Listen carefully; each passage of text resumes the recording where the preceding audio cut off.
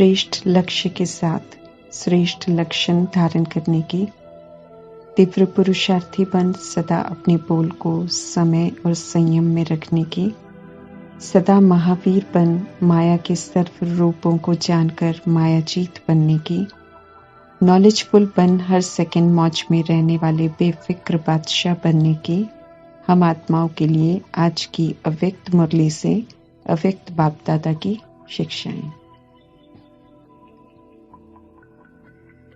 ईश्वरीय मार्ग में जो दृढ़ निश्चय रखकर चलता है वो अपने श्रेष्ठ भाग्य को निश्चित कर लेता है। प्रजापिता ब्रह्मा सबसे पहले इसके उदाहरण बने। उन्होंने दृढ़ निश्चय से तन मन धन संबंध सब दिल से समर्पण कर नंबर 1 लेना चाहा तो दृढ़ निश्चय से हर परिस्थिति हर परीक्षा को सहज पार किया, हर तरह से परमात्मा को राजी किया और नंबर 1 भी लिया। हम आत्माओं के लिए भी उमंग उत्साह का रास्ता खोल दिया ताकि हम सब भी दृढ़ निश्चय से पक्का करें कि हमें भी फर्स्ट डिवीजन में आना ही है। परमात्मा सभी को गोल्डन चांस देते हैं ताकि गोल्डन अर्थात सतो प्रधान पुरुषार्थ कर हम सब भी फर्स्ट डिवीजन में आकर गोल्डन एजेड दुनिया का वर्षा लें।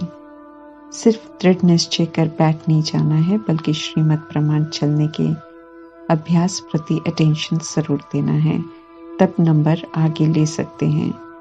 परमात्मा कहते हैं मास्टर नॉलेजफुल बनो अर्थात ज्ञान का प्रयोग कर ज्ञान को धारण करो और फिर नॉलेजफुल बन हर कर्म करते चलो। सर्वशक्तिवान परमात्मा के साथ का अनुभव बढ़ाओ तो सब सहज हो जाएगा, क्योंकि जिसके साथ ऑलमाइटी गॉड फादर हैं उनके सामने तो विकराल रूप की माया भी पेपर टाइगर बन जाएगी, कुछ कर ही नहीं पाएगी। जब माया से कभी हार नहीं खाएंगे बल्कि उस पर जीत प्राप्त कर माया जीत बनेंगे, जब परमात्मा के संग रहते हुए कोई भूल नहीं करेंगे तो ये तय है कि फर्स्ट डिवीजन में जरूर आएंगे। परमात्मा के साथ परमात्मा की श्रीमत के प्रमाण चलना अर्थात हीरो पाठधारी बनना, स्मृति में रखते हुए और खुद को समझते हुए कि मैं हीरो पाठधारी हूँ। परमात्मा कहते हैं कि इस बेहद नाटक में पाठ बजाओ तो साधारणता से दूर रहेंगे और हीरो पाठ बजाते रहेंगे। प्रजापिता ब्रह्मा परमात्मा की श्रीमत पर चलते हैं, सोच बोल कर्म में समान रहते हुए बाप समान बनते हैं। जो आत्माएं ब्रह्मा मुख वंशावली बन प्रजापिता ब्रह्मा के आचरण पर चलते हैं वे समीप और श्रेष्ठ रचना में आते हैं। परमात्मा उन ब्राह्मण बच्चों को देख रहे हैं जो समीप और समान बनने का लक्ष्य सदा स्मृति में रख आगे बढ़ रहे हैं। वो परमात्मा की अति प्यारी रचना ब्राह्मण आत्माएं हैं। विशेष तीव्र पुरुषार्थियों को और पुरुषार्थी दोनों की गतिविधियों को देख रहे हैं। अव्यक्त मुरली हायर स्टडी है, अव्यक्त फरिश्ता बनने की, इसलिए इसमें गंभीरता से परमात्मा चेकिंग भी करते हैं और ध्यान खिंचवाते हैं उन बातों की तरफ जहाँ कमी है और जो संपूर्ण बनने में बहुत बड़ा विघ्न है। गतिविधियों को देखते हुए परमात्मा कह रहे हैं कि श्रेष्ठ सहज विधि मिलने के बाद भी बच्चों में कब तीव्र गति व कब तीव्र और कभी कम गति दिखाई दे रही है। निराकार परमात्मा सभी को एक समान पढ़ा रहे हैं, एक समान पालना दे रहे हैं और एक समान प्राप्तियां भी करा रहे हैं और एक जैसी करा रहे हैं। फिर भी गति में अंतर क्यों है, हम आत्माओं से पूछ रहे हैं। जो तीव्र पुरुषार्थ करते हैं वे फर्स्ट डिवीजन में आते हैं और जो सिर्फ पुरुषार्थी हैं वे सेकंड डिवीजन में पास होते हैं। ये स्पष्ट कर परमात्मा तीव्रता के महत्व की तरफ अटेंशन दिला रहे हैं। तीव्र पुरुषार्थी अर्थात जो एक रस आगे बढ़ते रहे और अब कोई भूल उससे रिपीट न हो, क्योंकि भूल करने से, माया के वश होने से, विकारों के वश होने से हम सब वापस कलयुग में चले जाते हैं। और फिर से संगमियों की लाइन में खड़ा होना पड़ता है। पीछे हो जाते हैं, रजिस्टर में दाग लग जाता है। हर बात के लिए एक ही बार चांस मिलता है अगर फर्स्ट डिवीजन में आना है तो।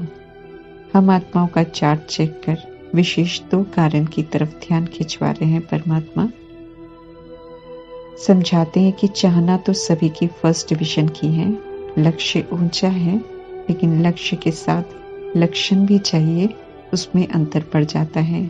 इस अंतर का कारण स्पष्ट करते हुए परमात्मा समझा रहे हैं कि संकल्प शक्ति श्रेष्ठ शक्ति है, जिसे यथार्थ रीति स्वयं प्रति और सेवा प्रति जैसा समय उसी प्रमाण कार्य में लगाने की यथार्थ रीति नहीं आती है। दूसरा परमात्मा समझा रहे हैं कि वाणी भी शक्ति है, लेकिन उसे भी यथार्थ रीति समर्थ रीति से कार्य में लगाने की कमी है। इन कमियों के कारण ही यथार्थ यूज करने में लूज हो जाते हैं।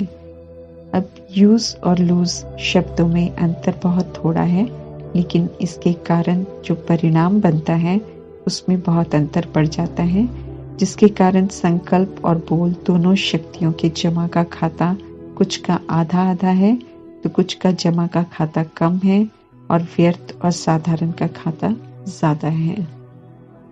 परमात्मा समझा रहे हैं कि जो हम बोलते हैं उसका मनसा पर प्रभाव पड़ता है और कभी मनसा वाचा को भी अपनी तरफ खींच लेती है। हमारे बोल का संबंध हम आत्माओं के साथ भी है और सर्व के साथ भी है, इसलिए खास आज बोल की तरफ विशेष अटेंशन दिला रहे हैं परमात्मा, क्योंकि बोल द्वारा भी बहुत भूलें होती हैं। मनसा को ठीक रखने के लिए फिर भी हम योग अभ्यास करते हैं, परंतु बोल में परमात्मा ने अलबेलापन ज्यादा देखा है, इसलिए बोल प्रति विशेष अंडरलाइन करा रहे हैं। ज्यादा बोलते हैं, व्यर्थ बोलते हैं, इसलिए परमात्मा ने ये स्लोगन सदा बुद्धि में रखने को कहा है कि कम बोलो, धीरे बोलो और मधुर बोलो। व्यर्थ विस्तार में ले जाता है, व्यर्थ बोल से नुकसान बहुत होता है। शारीरिक शक्ति समाप्त होती है, अनमोल संगम युगी समय भी व्यर्थ चला जाता है। रामायण और महाभारत की कथा विस्तार का उदाहरण है, जिसे लोग रुचि से तो सुनते हैं, परंतु परमात्मा उसके रिजल्ट की तरफ ध्यान खिंचवाते हैं कि इतनी लंबी चौड़ी कथा के बाद भी क्या हुआ। राम वनवास गया और कौरवों पांडवों में युद्ध हुई, फायदा क्या हुआ।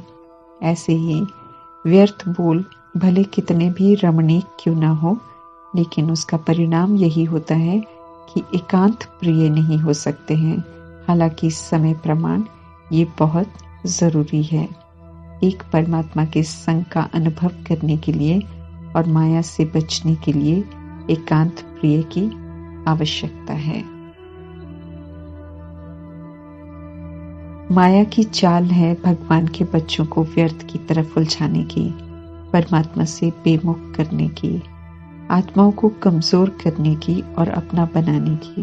इसलिए परमात्मा हम आत्माओं को समझा भी रहे हैं, सावधान भी कर रहे हैं और राय भी दे रहे हैं कि सदा याद रखो कि माया के जाने का ये अंतिम समय है।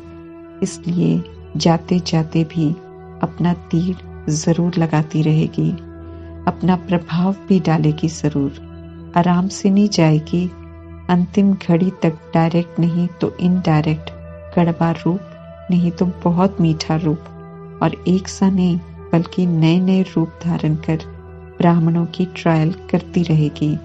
इसलिए ध्यान से परमात्मा की बातों को सुनना है, बुद्धि में रखकर पहले से ही डिटैच रहना है। वास्तव में मनुष्य आत्माएं या रिश्ते कुछ नहीं करेंगे, लेकिन माया उनके द्वारा कुछ उल्टा कराकर विचलित करेगी। इसलिए परमात्मा कहते हैं कि पक्का कराओ कि मुझे किसी से कुछ भी नहीं चाहिए, पक्का कराओ कि निंदा स्तुति में समान रहेंगे, पक्का कराओ कि हम ट्रस्टी हैं, सेवाधारी हैं, पक्का कराओ कि सभी के प्रति लौकिक से अलौकिक दृष्टि वृद्धि हो गई है। पक्का कराओ कि सभी से हर हाल में संतुष्ट रहना है, सभी को सुख, शांति, पवित्रता, खुशी की अनुभूति करानी है। जब इस विधि से खुद को तैयार करेंगे तो माया से हार नहीं खाएंगे, कमजोर नहीं बनेंगे। परमात्मा की हर श्रीमत हम सभी के कल्याण प्रति है, इसलिए बाद में हम कह नहीं सकते हैं कि बाप दादा ने पहले नहीं बताया। परमात्मा हर बात को स्पष्ट कर बताते हैं। जब अलबेले रहते हैं, अपने को हम चेक नहीं करते हैं, आधी बात सुनते हैं कि परमात्मा ने कहा है माया तो आएगी, परंतु कैसे और कब तक आएगी और उससे कैसे बचना है और माया जीत बनना है, इन बातों को ध्यान से नहीं सुनते हैं। माया आएगी, लेकिन सर्वशक्तिमान बाप अपने मास्टर सर्वशक्तिमान बच्चों को कहते हैं कि माया जीत बनो। ये हम भूल जाते हैं जब माया आती है। परमात्मा कहते हैं कि इसे भूलो नहीं। हम आत्माएं परमात्मा का बनकर जब व्यर्थ व साधारण बोल बोलते हैं तो बिल्कुल शोभते नहीं हैं। इसलिए परमात्मा स्पष्ट कर रहे हैं कि व्यर्थ में क्या क्या आता है, ताकि कल को हम में से कोई ये ना कहे कि हमें तो ये मालूम नहीं था। सीमा के बाहर बोलना, लिमिट से परे हंसी मजाक करना, बोल में किसी के साथ टॉन्टिंग तरीके से बात करना, ताना मारना, इधर उधर से समाचार इकट्ठा कर सुनाना, सेवा समाचार के साथ किसी की कमी कमजोरियों का चिंतन भी करना, ऐसे शब्द बोलना जो कि ब्राह्मणों की डिक्शनरी में नहीं है। अगर इनमें से हम कोई भी बोल बोलते हैं तो बाप दादा इसे व्यर्थ बोल में गिनती करेंगे। हंसी मजाक में रूहानियत हो, उस हंसी मजाक से किसी आत्मा का फायदा हो, उसे ऊंचा उठाना हो, नीचे नहीं गिराना है। कोई भी बोल हो, उसमें टाइम वेस्ट ना हो। रमणीकता का गुण परमात्मा कहते हैं कि अच्छा है, लेकिन ये नहीं हो कि जब चाहो हंसाने या मनोरंजन करने का सोचें। इसका भी कायदा है। व्यक्ति को, समय को, संगठन को, स्थान को, वायुमंडल को देखना पड़ता है। अगर हम इन बातों का ध्यान रखे बिना रमणीकता में आते हैं तो व्यर्थ की लाइन में गिना जाएगा। अगर व्यर्थ हुआ तो उनसे सर्टिफिकेट भी वैसा ही मिलेगा कि हंसाते तो अच्छा हैं, लेकिन बोलते बहुत हैं। तो मिक्स चटनी हो गई। इसलिए परमात्मा कहते हैं कि समय की सीमा रखो, तब कहेंगे मर्यादा पुरुषोत्तम। अगर मेरा स्वभाव कहकर चलाएंगे तो मर्यादा पुरुषोत्तम नहीं कहलाएंगे, बल्कि साधारण कहलाएंगे। अब तो बाप दादा वाला स्वभाव चाहिए। ये स्वभाव होगा तो मर्यादा पुरुषोत्तम कहलाएंगे। बोल अब अनमोल महावाक्य हो, अर्थात कम हो और सुनने लायक हो। जब चाहो बोलते रहें। ये आदत अब हम में नहीं होनी चाहिए, क्योंकि हम सतगुरु के बच्चे हैं। अगर हम व्यर्थ बोलते हैं तो उससे मुक्त होने के लिए परमात्मा कहते हैं कि व्यर्थ बातें, व्यर्थ समाचार, चारों ओर का कूड़ा किचड़ा इकट्ठा करना बिल्कुल बंद कर दो, क्योंकि जब ये इकट्ठा होता है तो व्यर्थ बोल के रूप में जरूर निकलता है।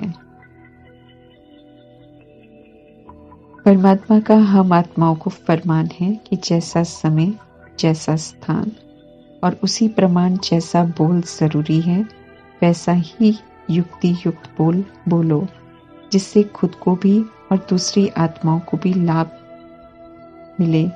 इसके अतिरिक्त नहीं बोलना है। बोल के ऊपर कम अटेंशन देते हैं हम सब, इसलिए परमात्मा कहते हैं कि इस पर डबल अंडरलाइन करो। सिर्फ समर्थ और युक्ति युक्त बोलेंगे तो एनर्जी और समय का खजाना जमा होगा। बोल बोलते हुए अब हमें चेक करना है कि हमने कितना जमा किया है और कितना व्यर्थ किया है, क्योंकि चेक करेंगे तो स्वतः ही अंतर्मुखता के रस को अनुभव कर सकेंगे। अंतर्मुखता के रस के आगे बोलचाल के रस कोई मायने नहीं रखते हैं। अंतर्मुखता से शक्ति बढ़ती है, बोलचाल से घटती है। अंतर्मुखता तपस्वी मूर्त का अनुभव कराकर भरपूर करती है। एक बार इस रस का अनुभव करने वाला बोलचाल के रस से किनारा कर लेता है। समझना अर्थात बनना। अगर हम श्रीमद् प्रमाण बन नहीं रहे हैं तो इसका मतलब है कि हम परमात्मा की शिक्षाओं को समझ ही नहीं रहे हैं, क्योंकि परमात्मा कहते हैं कि जिसे कोई बात समझ में आ जाती है तो वो उसे करेगा जरूर। यही वजह है जो मुरली में परमात्मा समझाकर पूछते हैं कि समझा।